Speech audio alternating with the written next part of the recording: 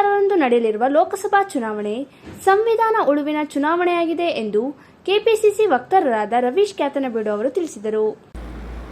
26ನೇ ತಾರೀಕು ನಡೀತಕ್ಕಂಥದ್ದು ಒಂದು ಸಂವಿಧಾನ ಉಳಿವಿನ ಚುನಾವಣೆ. ಯಾರು ಸಂವಿಧಾನವನ್ನು ಬದಲಾಯಿಸ್ತೀವಿ ಅಂತ ಹೇಳ್ತಕ್ಕಂಥವರಿದ್ದಾರೆ ಅವರ ಮತ್ತು ಬಹುತ್ವದ ಭಾರತವನ್ನು ಬಯಸ್ತಕ್ಕಂಥವರ ನಡುವಿನ ಚುನಾವಣೆ. ಹಾಗಾಗಿ 26ನೇ ತಾರೀಕು ಏನು ಕರ್ನಾಟಕದಲ್ಲಿ ಎರಡನೇ ಹಂತದ ಚುನಾವಣೆ ಆದರೂ ಕೂಡ ಕರ್ನಾಟಕದಲ್ಲಿ ಮೊದಲನೇ ಹಂತದ ಚುನಾವಣೆ ಒಂದು ಸಂವಿಧಾನದ ಉಳಿವಿನ ಚುನಾವಣೆಯಾಗಿದೆ. ನಾನು ಈ ಕ್ಷೇತ್ರದ ಅಭ್ಯರ್ಥಿಯ ಹೆಸರನ್ನು ಮತ್ತೊಮ್ಮೆ ಪುನರುಚ್ಚರಿಸಿದ್ದೆ. ಅವರು ನಿನ್ನೆ ಮೂಡಿಗೆರೆಯಲ್ಲಿ ಒಂದು ಮಾತನಾಡಿದ್ದಾರೆ. ಬಿಜೆಪಿಗೆ ಮತ ನೀಡಿ ರೈತರನ್ನು ಗೆಲ್ಲಿಸಿ ಅನ್ನುವ ಪದವನ್ನು ಜೀವಪರವಾಗಿ ಮಾತನಾಡಬೇಕಾಗಿರ್ತಕ್ಕಂಥ ಎಲ್ಲ ರಾಜಕೀಯ ಪಕ್ಷಗಳು ಕೂಡ ನಡ್ಕೊಳ್ಬೇಕು. ಆದರೆ ಬಿಜೆಪಿ ಜೀವ ವಿರೋಧಿಯ ನಿಲುವನ್ನು ತಾಳಿರ್ತಕ್ಕಂಥದ್ದನ್ನ ಖಂಡಿಸ್ತಾರೆ. ಅವ್ರು ಹೇಳ್ತಾರೆ, ನೀವು ಬಿಜೆಪಿಗೆ ಮತ ಕೊಟ್ಟರೆ ರೈತರಿಗೆ ಮತ ಕೊಟ್ಟಂತೆ. ಎಷ್ಟೊಂದು ಹಾಸ್ಯ ಅಂತಂದ್ರೆ,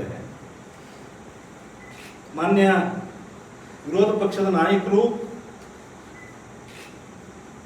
ಈ ಕ್ಷೇತ್ರದ ಬಿಜೆಪಿಯ ಅಭ್ಯರ್ಥಿಯಾಗಿರ್ತಕ್ಕಂಥ ಪೂಜಾರವರೇ, ನರೇಂದ್ರ ಮೋದಿಯವರು ರೈತರು ಚಳುವಳಿಯನ್ನು ನಡೆಸುವಾಗ ಮುಳ್ಳು ತಂತಿಯನ್ನು ಹಾಕಿದ್ದನ್ನು ನೀವು ಮರ್ತಿದ್ದೀರಾ ಅಂತ ಪ್ರಶ್ನೆ ಮಾಡ್ತಾ ಇದ್ದಾರೆ. ನಗರದ ಸುದ್ದಿಗೋಷ್ಠಿಯಲ್ಲಿ ಮಾತನಾಡಿದ ಅವರು, ಸಂವಿಧಾನ ಉಳಿಯಬೇಕೆಂದರೆ ಈ ದೇಶ ಶಾಂತಿ ಸೌಹಾರ್ದತೆಯಿಂದ ಕೂಡಿರಬೇಕೆಂದರೆ ಮತ್ತು ಬಡವರ ಏಳಿಗೆಯಾಗಬೇಕೆಂದರೆ ಮತದಾರರು ಕಾಂಗ್ರೆಸ್ ಪಕ್ಷಕ್ಕೆ ಬೆಂಬಲಿಸಿ ಎಂದು ಹೇಳಿದರು. ಈಗಾಗಲೇ ಘೋಷಣೆ ಮಾಡಿ ನಮಗೊಂದು ಹೆಮ್ಮೆ ಇದೆ.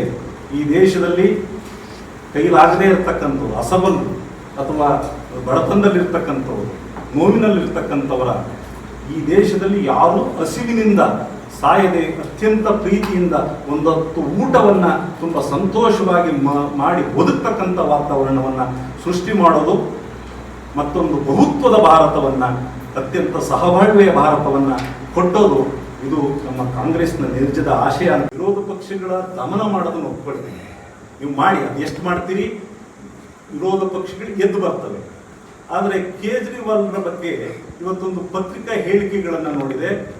ಪ್ರದೇಶ ಕಾಂಗ್ರೆಸ್ ಬಿಜೆಪಿಯ ಈ ಎಲ್ಲ ನಡವಳಿಕೆಗಳನ್ನು ಖಂಡಿಸ್ತದೆ. ಯಾಕೆಂತಂದ್ರೆ ಅವರು ಹೇಳಿಕೆ ಕೊಡ್ತಾರೆ, ಇವರು ಉದ್ದೇಶಪೂರಿತವಾಗಿ ತಿನ್ನುವ ಆಹಾರದಲ್ಲಿ ಸಕ್ಕರೆ ಅಂಶದ ಆಹಾರವನ್ನು ಹೆಚ್ಚು ತಿಂತಾ ಇದ್ದಾರೆ ಅಂತ. ಆಪ್ ಪಕ್ಷದವರು ಹೇಳ್ತಾರೆ, ಮನೆಯ ಆಹಾರವನ್ನು ತಿರಸ್ಕರಿಸಿದರೆ ಅನ್ನುವುದಾದ್ರೆ ಯಾರು ಆಹಾರವನ್ನು ಕೊಡ್ತಾ ಇದ್ದಾರೆ? ಹಾಗಿದ್ರೆ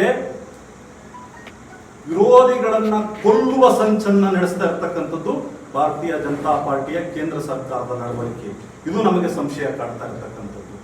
ಹಾಗಾಗಿ ಈ ದೇಶದಲ್ಲಿ ಮಾತನಾಡುವವರನ್ನ, ಧ್ವನಿ ಎತ್ತುವವರನ್ನ ಎಂದೂ ಕೊಲ್ಲಿಕ್ಕಾಗೋದಿಲ್ಲ ಅನ್ನುವಂಥ ಮಾತನ್ನು ಹೇಳ್ತಾ, ಈ ಚುನಾವಣೆ ರೈತ ವಿರೋಧಿ ನಿಲುವನ್ನ ತಾಳಿರತಕ್ಕಂಥ ಬಿಜೆಪಿಯ ವಿರುದ್ಧ ಜೀವಪರವಾಗಿರ್ತಕ್ಕಂಥ ಜನರ ಚುನಾವಣೆ ಆಗ್ತದೆ. ಆ ಮೂಲಕ ಜನರ ನ್ಯಾಯವನ್ನ, ಪ್ರಜಾಪ್ರಭುತ್ವದ ನಿಜದ ಆಶಯವನ್ನ ಹಿಡಿದಿಟ್ಕೊಳ್ಳಿಕ್ಕೆ ಸಾಧ್ಯ ಆಗ್ತದೆ ಅಂತ ಹೇಳ್ತಾ, ನಮಗೆ ಬಹಳ ವಿಕಸಿತ ಭಾರತ ಅಂತ ಹೇಳಿ, ಯಾವ ವಿಕಸಿತ ಭಾರತ? ಬಹುತ್ವದ ಭಾರತವನ್ನು ಧಿಕ್ಕರಿಸಿ ವಿಕಸಿತ ಭಾರತವನ್ನು ನಿಮ್ಮಿಂದ ಕಟ್ಟಲಿಕ್ಕೆ ಸಾಧ್ಯನಾ? ಬಿಜೆಪಿ ಮತ್ತು RSSನವರು ಇದನ್ನು ಬಹಿರಂಗಪಡಿಸಬೇಕು. ಸುದ್ದಿಗೋಷ್ಠಿಯಲ್ಲಿ ಮುಖಂಡರಾದ ಹಿರೇಮಗಳೂರು ರಾಮಚಂದ್ರ, ತನುಜ್ ಕುಮಾರ್, ನಿಜಗುಣಮೂರ್ತಿ, ರುಬಿನ್ ಮೋಸಸ್, ಆನಂದ್ ಕುಮಾರ್ ಉಪಸ್ಥಿತರಿದ್ದರು.